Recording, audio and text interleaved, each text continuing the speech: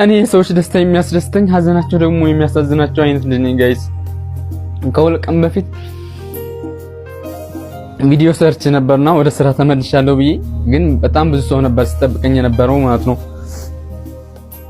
እነዛ ሰዎች ከኔ እርዳታ የሚፈልጉ ናቸው፣ በሚገርም ሁኔታ በሚያሳዝን ሁኔታ ማለት ነው።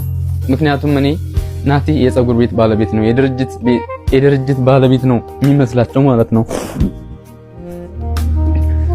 እኔ በቃ ይሄ ነገር ከዚህ ማለቅ አለበት። እኔ የድርጅት ባለቤት አይደለሁም፣ ፀጉር ቤት የለኝም።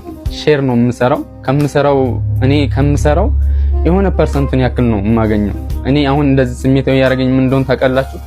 እነዛ ሰዎች ናቲ የሆነ ነገር እናቴ ታማብኝ፣ እንደዚህ ሆናብኝ፣ ልጄ እንደዚህ በጣም ታሙብኝ ይላሉ።